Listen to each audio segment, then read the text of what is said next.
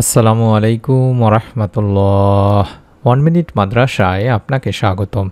আজ আমি আলোচনা করব ফজরের 2 রাকাত সুন্নত নামাজের আগে কিংবা পরে আপনারা যদি কষ্ট করে দেখে দেখে হলো এই ছোট্ট দোয়াটি মাত্র 100 বার পড়েন, তাহলে আল্লাহ রব্বুল আলামিন আপনাকে ইনশাআল্লাহ আপনার পরিবার সংসারে রিজিকে বরকত দান করবেন, অভাব অনটন দূর করে দেবেন। এই দোয়ার মাধ্যমে আল্লাহ তাআলার কাছে যদি আপনি আপনার ঋণ থেকে মুক্তি চান, অভাব অনটন থেকে মুক্তি চান এবং যদি পরিবার সংসারে রিজিকে বরকত চান, তাহলে আল্লাহ তাআলা ইনশাআল্লাহ আপনাকে তা দান করবেনই। এই দোয়ার মাধ্যমে অনেক দিনই ভাই বোন ফল পেয়েছে, আপনারাও আমলটি করুন। আল্লাহ রাব্বুল আলামিন চাহে তো আপনার পরিবারেও রিজিকে বরকত আসতে পারে। তাই অনুরোধ করছি, গুরুত্বপূর্ণ আমলটি অন্তত একবার হলেও করবেন। তাহলে ভিডিওটি মনোযোগ দিয়ে সম্পূর্ণ দেখার অনুরোধ করছি। কোরআন ও হাদিসের আলোকে দারিদ্রতা অভাব দূর করার চমৎকার কিছু সহজ আমল নিয়ে আজকে কথা বলবো তিনি ভাই বোনেরা। এই আমলসমূহ যা প্রতিদিন পাঠ করার মাধ্যমে পাহাড় সমান অভাব থেকেও মুক্তি লাভ করা সম্ভব। তবে যে কোনো দোয়া করুন না কেন, তার মধ্যে অবশ্যই আগে আন্তরিকতা থাকতে হবে।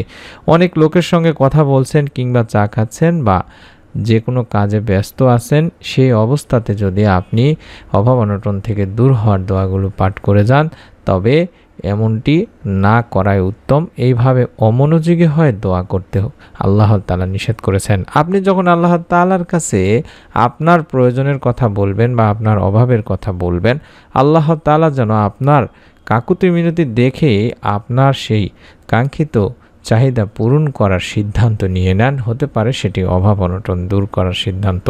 যাই হোক, দারিদ্রতা অভাব থেকে মুক্তির আমলসমূহ আমি নিচে আলোচনা করলাম। প্রথমে যে আমলটির কথা বলবো সেটি একটি দোয়ার কথা বলবো। আপনারা প্রথমে এই দোয়াটি বেশি বেশি পড়ার চেষ্টা করবেন তিনি ভাই বোনেরা। হযরত আব্দুল্লাহ ইবনে আব্বাস রাদিয়াল্লাহু তাআলা আনহু বর্ণনা করেছেন, আল্লাহ রাসূল সাল্লাল্লাহু আলাইহি ওয়াসাল্লাম বলেছেন, যে ব্যক্তি নিয়মিতভাবে ইস্তেগফার করবে, আল্লাহ তাআলা তার সব সংকট থেকে উত্তরণের পথ বের করে দেবেন, সব দুশ্চিন্তা মিটিয়ে দেবেন এবং অকল্পনীয় উৎস থেকে তার রিজিকের সংস্থান করে দেবেন। আবু দাউদ এবং ইবনে মাজাহ থেকে বর্ণিত এই হাদিসটি। অর্থাৎ আমরা প্রথম যে আমলটি করব সেটি হলো সারা দিনে যে যত বেশি পারেন, কম করে হলেও তো 100 বার শুধুমাত্র ইস্তেগফারের আমলটি করব বা আস্তাগফিরুল্লাহ আস্তাগফিরুল্লাহ আস্তাগফিরুল্লাহ 100 বার কম করে হলেও পড়ব। যদি পারেন তাহলে আপনি আস্তাগফিরুল্লাহ ওয়া আতুবু ইলাই আস্তাগফিরুল্লাহ ওয়া আতুবু ইলাই এভাবে পড়তে পারেন, অথবা সাইয়্যিদুল ইস্তেগফার যেটি আছে সেটিও আপনি পড়তে পারেন। এবং দ্বিতীয় যে আমলটির কথা বলবো সেটি একটি দোয়া, ছোট্ট দোয়া। আপনি সত্যি যদি অভাব দূর করতে চান, তবে প্রিয় নবী সাল্লাল্লাহু আলাইহি সাল্লামের শেখানো এই দোয়াটি বেশি বেশি পাঠ করবেন। বিশেষ করে ফজরের সুন্নত নামাজের আগে কিংবা পরে, অথবা ফরজ নামাজের আগে কিংবা পরে আপনারা এই আমলটি করবেন বা এই দোয়াটি পড়বেন। দোয়াটির বাংলা উচ্চারণ আমি স্ক্রিনে দেখায় দিচ্ছি, আপনারা চাইলে স্ক্রিনশট নিয়ে রেখে দিতে পারেন, দেখে দেখেও পড়তে পারেন। এই দোয়াটি একটি সহিহ দোয়া। সহিহ মুসলিম শরীফে, তিরমিজি শরীফ, ইবনে মাজাহ এবং মুসনাদ আহমদে এই দোয়াটি রয়েছে। দোয়াটি হচ্ছে, আল্লাহুম্মা ইন্নী আসআলুকাল হুদা ওয়াত তুকা ওয়াল আফাফা ওয়াল গিনা। আল্লাহুম্মা ইন্নী আসআলুকাল হুদা ওয়াত তুকা ওয়াল আফাফা ওয়াল গিনা।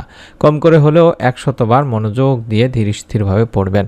এই দোয়াটির স্ক্রিনশট নিন। এই দোয়াটিতে আমরা যেটি বলছি বা এই দোয়ার অর্থই হচ্ছে, হে আল্লাহ, আমি আপনার কাছে হেদায়েত কামনা করি এবং আপনার কাছে মানে আল্লাহ তাআলার কাছে আমরা ভয় তথা পরহেজগারি কামনা করি এবং আল্লাহ তাআলার কাছে সুস্থতা তথা নৈতিক পবিত্রতা কামনা করি এবং সম্পদ তথা সামর্থ্য কামনা করি।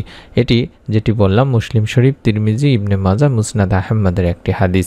এছাড়াও আপনারা কিছু আমল করবেন। হযরত আব্দুল্লাহ ইবনে মাসউদ রাদিয়াল্লাহু তাআলা আনহু থেকে আল্লাহ রাসূল সাল্লাল্লাহু আলাইহি সাল্লাম বলেছেন, যেই ব্যক্তি অভাবে পতিত হয় অতঃপর অভাব দূর করতে মানুষের উপর নির্ভরশীল হয়, তার অভাব মোচন করা হয় না বা তার অভাব দূর হয় না। পক্ষান্তরে যে অভাবে পতিত হয় মহান রব্বুল আলামিন আল্লাহ তাআলারই উপর একমাত্র ভরসা করে নির্ভরশীল হয় এবং আল্লাহ তাআলার উপর তার পরিপূর্ণ বিশ্বাস থাকে, তাহলে আল্লাহ তাআলা তাকে অতি বিলম্বে কিংবা খুব তাড়াতাড়ি হোক বা ধীর গতিতে হোক তাকে রিজিক দান করে তার অভাব দূর করে দেন। এটি তিরমিজি, মুসনাদ আহমদের একটি হাদিসে বলা হয়েছে। সুতরাং যারা অভাব অনটনের মধ্যে আছেন, ঋণের মধ্যে আছেন, রিজিকে বরকত নেই, আপনারা অবশ্যই ধৈর্য হারা হবেন না। ধীরে ধীরে হলেও আল্লাহ রাব্বুল আলামিন আপনার অভাব মোচনের কোনো না কোনো একটা মাধ্যম বের করেই দেবেন। হযরত আনাস ইবনে মালিক রাদিয়াল্লাহু তাআলা আনহু থেকেও তাই বর্ণিত হয়েছে।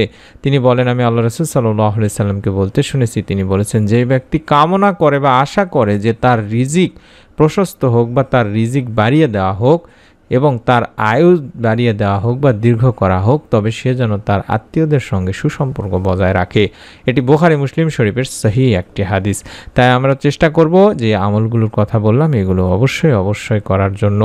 আশা করা যায় আপনি যদি উপরে বর্ণিত যে সহজ আমলগুলোর কথা বললাম সঠিকভাবে বিশ্বাসের সাথে পালন করেন, ইনশাআল্লাহ আল্লাহ রাব্বুল আলামিন আপনার অভাব দূর করেই দেবেন। আল্লাহ তাআলা আমাদের সকলকে আমলগুলো করার তৌফিক দান করুন। এমনই একটি দোয়া আমি শিখিয়ে দেব, যে দোয়াটি আপনারা 100 বার অবশ্যই ফজরের সুন্নত নামাজের আগে না হলে পরে অবশ্যই করার চেষ্টা করবেন তিনি ভাই বোনেরা। একজন সাহাবী রাদিয়াল্লাহু তাআলা আনহু আরজ করলেন আল্লাহ রাসূল সাল্লাল্লাহু আলাইহি ওয়াসাল্লামের কাছে এসে, যে বললেন যে ইয়া রাসূলুল্লাহ সাল্লাল্লাহু আলাইহি ওয়াসাল্লাম, দুনিয়া আমার প্রতি পৃষ্ঠ প্রদর্শন করেছেন, অর্থাৎ আমি চরমভাবে অভাবগ্রস্ত হয়ে পড়েছি। আল্লাহ রাসূল সাল্লাল্লাহু আলাইহি ওয়াসাল্লাম ইরশাদ করলেন, তোমার কি ওই তাসবিহ স্মরণ নেই যে তাসবিহ ফেরেশতা এবং মাখলুকের যার বরকতে রুজি প্রদান করা হয়? যখন সুবহে সাদিক উদিত হয় বা শুরু হয় তখন এই তাসবিহ 100 বার পাঠ করো। আর সেই তাসবিহ বা দোয়াটি আমি স্ক্রিনে দেখাচ্ছি, এটি আমরা 100 বার পাঠ করব। সুবহানাল্লাহি ওয়া বিহামদিহি সুবহানাল্লাহিল আলিয়্যিল আযীম ওয়া বিহামদিহি আস্তাগফিরুল্লাহ। এইভাবে অন্তত 100 বার আপনারা পাঠ করবেন। আমি অনুরোধ করব স্ক্রিনশট নিয়ে রেখে দেওয়ার জন্য। এই দোয়ার অর্থই হচ্ছে মহাপবিত্র আল্লাহ এবং সকল প্রশংসা তার জন্য।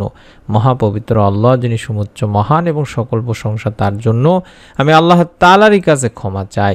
যদি 100 বার তুমি এটা পাঠ করো তাহলে দুনিয়া তোমার নিকট অপমানিত হয়ে আসবে, অর্থাৎ তুমি সহজেই সচ্ছলতা লাভ করবে, অর্থাৎ দুনিয়া আপনার কাছে নত হয়ে যাবে। দিনী ভাই বোনেরা, ওই সাহাবী রাদিয়াল্লাহু তাআলা আনহু চলে গেলেন। কিছুদিন পরে পুনরায় হাজির হয়ে আরজ করলেন, ইয়া রাসূলুল্লাহ সাল্লাল্লাহু আলাইহি ওয়াসাল্লাম, দুনিয়া আমার নিকট এত বেশি আসছে, আমি হতবাক, কোথায় উঠাবো কোথায় রাখবো? সুবহানাল্লাহ। অর্থাৎ যেখানে বলা হয়েছে যে হযরত রাদিয়াল্লাহু তাআলা আনহু এখানে বলেছেন যে এই তাসবিহ যথাসম্ভব সুবহে সাদিক শুরু হওয়ার সাথে সাথে যেন পাঠ করা হয়, নতুবা সকালের আগে। অর্থাৎ আমরা যদি তাহাজ্জুদের সময়ে পড়তে পারি তাহলে সবচেয়ে ভালো হয়, অথবা আপনি যদি দেখেন যে জামাত শুরু হয়ে গেছে, আপনি সুন্নত নামাজের পরে পড়তেছেন, তাহলে আপনি জামাতে শরীক হবেন এবং পরে বাকি সংখ্যাগুলো পূরণ করে দেবেন 100 বার হতে। এবং যেদিন নামাজের পূর্বেও পাঠ করতে পারবেন না, তবে সূর্য উদিত হওয়ার আগেও পাঠ করতে পারবেন, অর্থাৎ আপনি ফজরের সালাত আদায় করার পরেও পড়তে পারবেন। আপনি যদি প্রত্যেক দিন এই আমলটি মনের মধ্যে বিশ্বাস নিয়ে করতে পারেন, আল্লাহ রাব্বুল আলামিন আপনার অভাব অনটন ইনশাআল্লাহ দূর করে দেবেন। যে আমলটির কথা বললাম, যে দিনে রাতে 24 ঘন্টায় আপনারা বেশি বেশি ইস্তেগফারের আমল করবেন, এবং যে দোয়াগুলোর কথা বললাম এই দোয়াগুলো যদি আপনারা কষ্ট করে ফজরের নামাজের আগে কিংবা পরে কষ্ট করে পড়তে পারেন, আল্লাহ তাআলা আপনাদেরকেও ইনশাআল্লাহ অভাব অনটন মুক্ত করে দেবেন, পরিবার সংসারে রিজিকে বরকত দিবেন। যারা এই আমলটি করবেন তাদের কাছে অনুরোধ করব, প্রত্যেকে একটি করে নিয়ত করে ফেলুন, যাতে করে আল্লাহ রাব্বুল আলামিন আপনার নিয়তের ওসিলায় আপনার মনের নেক আশা পূরণ করে দেন, পরিবার সংসারে রিজিকে বরকত দান করেন। ভিডিওটিতে একটি করে লাইক দিয়ে কমেন্ট সেকশন অন্তত আমিন লিখে কমেন্ট করতে ভুলবেন না। আর যারা নারীদের ছবি ছাড়া কিংবা হারাম কোনো ছবি ছাড়া ভিডিও দেখতে চান, তাদের জন্য আমি স্ক্রিনে যেভাবে দেখাচ্ছি ঠিক সেভাবেই ভিডিওটি নিচেই দেখুন। আমাদের চ্যানেলের নাম 1 মিনিট মাদ্রাসা এবং ডান পাশে সাবস্ক্রাইব লেখা আছে। এই সাবস্ক্রাইব লেখাটির উপরে আপনি একবার চাপ দিন, ডান পাশে বেল আসবে, বেলে চাপ দিয়ে অলের উপরে চাপ দিয়ে রেখে দিন। প্রত্যেকটি ভিডিও আপনার মোবাইলে পৌঁছে যাবে ইনশাআল্লাহ। সকলেই ভালো থাকুন, সুস্থ থাকুন। মহান রব্বুল আলামিন আল্লাহ তাআলা আমাদের সকলকে এই ছোট্ট আমলের ওসিলায় আমাদের পরিবার সংসারে রিজিকে বরকত দান করুন, আমিন। আসসালামু আলাইকুম ওয়া রাহমাতুল্লাহ।